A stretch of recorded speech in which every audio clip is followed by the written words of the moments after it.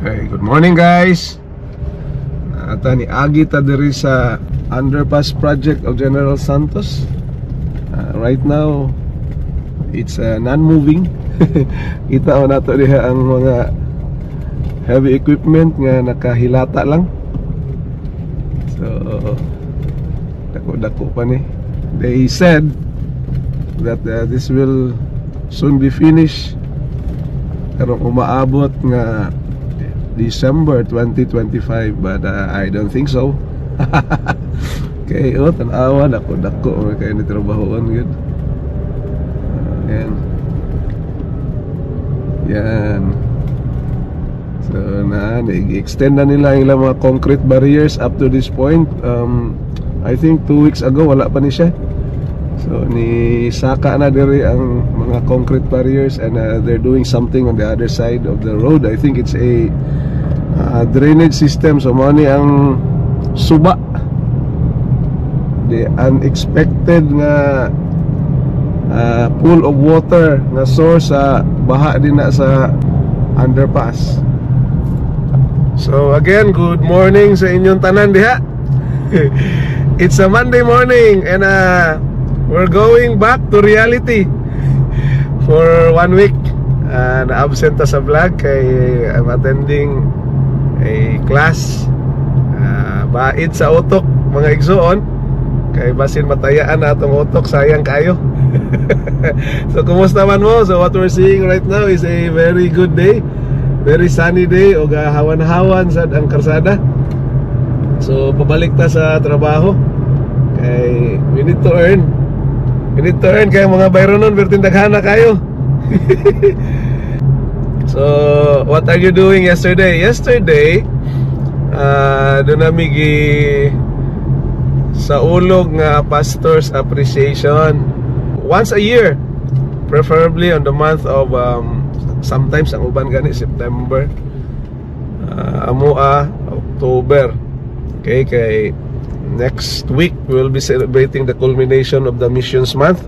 So dapat magpasalamat kita sa ato ang mga pastors, kay sila man ang giya kanato, naghatag kanato og mga instructions, morality nato.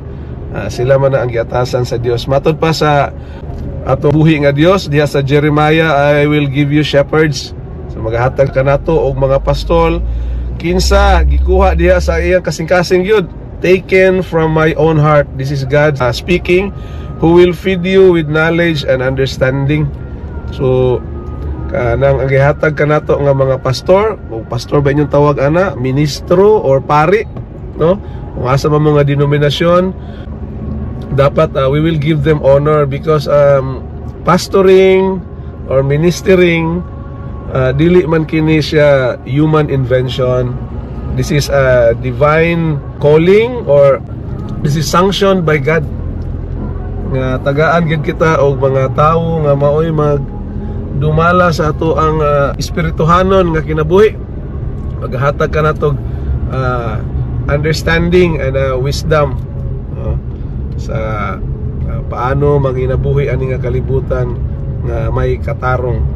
So matud pa sad ni Apostle Paul sa iyahang letter to the Thessalonians, because of this we should give great honor and love to the people who work hard for us. Ang tawag ani sa biblical terms, double honor. So kung kita nagapasalamat kita sa mga tao nga ipagkautangan nato og buot, just like pasalamat man ta sa atuang kumpanya, no, kay will give us a physical provision. The more nga magpasalamat kita sa mga tao nga responsable, no, sa pagpatubo kanato sa atong espirituhanon nga kinabuhi. So moto the church gave honor yesterday sa amo ang pastor. So salamat kayo Pastor J. Mark, Pastor Debbie, Pastor Amek, and to the families of these pastors, because we cannot just honor the pastor without honoring the family. Kay sometimes ang pagpamastor, ang pagministro, it is a very hard work for the minister or for the pastor, because sometimes mabiyaan ba yapod niya usahay ang iyang pamilya. a lot of testimonies about this nga sa kabisi sa pastor na biyaan na niya iyang mga anak. Okay, kay siyempre maglakaw man pirmi ng pastor, mag-absorb pod sa mga hinanakit, mga kasakit, because a pastor does not do only preaching sa pulpit but also counseling, praying for the sick. Isod kayo ang kinabuhi sa pastor kay kung asa ang problema adto ang pastor, o kung dili man moadto ang pastor sa problema, ang problema ang moadto sa pastor. Na manuktok dito sa personage nga, pastor tabangi ko kay akong problema mauni. So kung dili ka strong anak mga igsuon, pila ka igsuon ang muduol sa imo in a day, in a week, we will be absorbing all these problems, the negativity, usahay ma-acidic na sad ka. So that needs a lot of prayer from all of us. Okay, magiyahan ng pastor that he will be strong, ma-manage ang congregation tungod kay ang success sa kapastor diha naka-angkor sa total transformation sa kinabuhi sa iyahang kongregasyon. Okay, so we should have to pray for that. Aside from the physical gifts nga atong ihatag, more importantly is that our pastors or ministers really need our prayer. Kay lisod ang journey of pastoring, lisod jud ang journey sa pagpastor. Mao man gani nga gamay ra gyud ang nagka-interest na magpastor.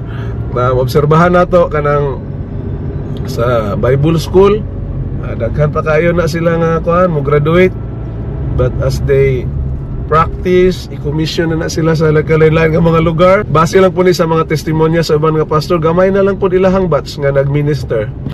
Nag-graduate sila 30 ka buok. Kung kumustahon nimo update sa ilaha nga naga-practice pagka-pastor, mga nalay 5 sa ilaha nga batch. That is because ang uban dili po sila kasugakon. The financial will struck them, magakaluya sila, maga-discourage. That will struck them. So nga kinahanglan kita divine intervention, a lot of prayers nga daghan pa gyud ang mamastor kay the harvest is plenty pa gyud mga igsoon, and daghan mga kasimbahanan na wala pa gyud mga pastor pod. So there are shortages of pastors nowadays. So unya kung tanawon nimo dili baya pud siya financially rewarding kung magpastor ka. It's pila naman yung tao allowance or honorarium, kasing-kasing yun sa pastor. Kung imong tanawon, it's a grabe ang dedication, no? Dedication sa ministry. Dili siya financially rewarding gawas og magpastor ka na mega church kana, pero when you graduate sa Bible school, i-assign ka dito sa bukid, kamay ka nga simbahan, 5 ra ka book membro. So ano siya, dili siya attractive good financially. Anyway, that is not the purpose really of being a pastor. Kaya dili man gyud na siya, pero we need to take it in a real sense of kanang human ba, humanity nga mukaon ug na mukaon baya pud ang pastor ug nabaya pud siya pamilya, home nga when they got married sa iya nga kapika sa kinabuhi na po na sila dreams of having a family. They can send children to school. So daghang consideration nga usahay makalimtan nato na nang ipadikit sa agtang sa pastor nga mamana imuhang gusto pastor mga lagad ka, so imo na siyang barugan, but it's not like that. Sometimes naan ang angle nga ato sa tanawon. So ampo ra gyud mga igsoon tungod kay tang Dios, dili man po na siya Dios sa mga Dios sa kawaladon. Mao gyud na ang faith sa kapastor, dako pa sa kuan, dako pa sa usa ka bukid. Kay when he do the minister of a church, ano jud siya, it is by faith magiging successful o madumalahan niya ng church. Pasalamat sad mi nga doon na mi pastor sa amo ang simbahan, and we prayed for them together with their family yesterday. So mao na siya yung mga kaganapan gahapon. And next week will be the culmination of the missions month. So we're hoping as we end the mission month, dunay mga katauhan nga mabalik diha sa kiliran sa Dios. Mauman yun na ang katuyuan nga a lot of people will know Christ, a lot of people will know that they are sinners and that they need the salvation, which is only offered by knowing our Christ in our life.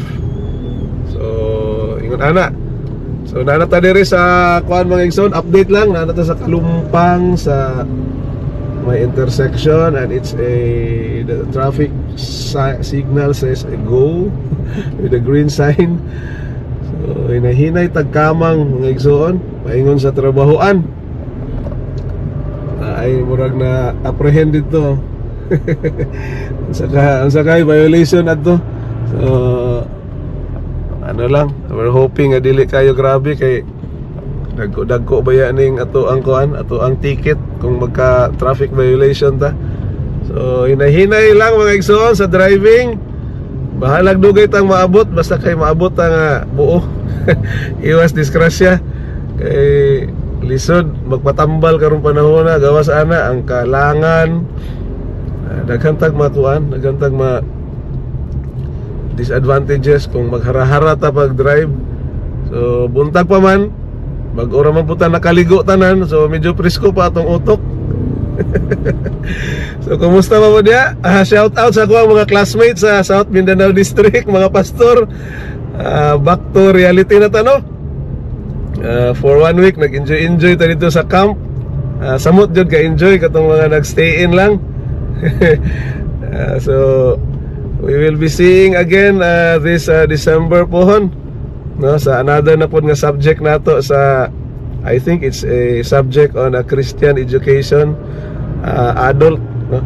So we're excited, and ampuan nato na mga igsoon at the provisions will be there, the support will be there, and ato ang maayo nga panglawas. Very important ang atong ministry maglambo gayud. We'll be seeing each other on December. Matud pa sa ato ang instructor, or most of you are saying magkita-kita ta kung dili mo abot ang Ginoo. Kung moabot ang Ginoo, magkita-kita ra gyapon ta. So that's it guys. Happy Monday, and I hope kaning Monday is a starting point. We start it right. We start with more inspiration and hope. Mulambot kita ngadto sa weekend. We are doing our ministry and our job good. Salamat sa Dios ni ana. Og thank you sa inyong pagsubaybay sa akong vlog. It's more or less 15-minute vlog.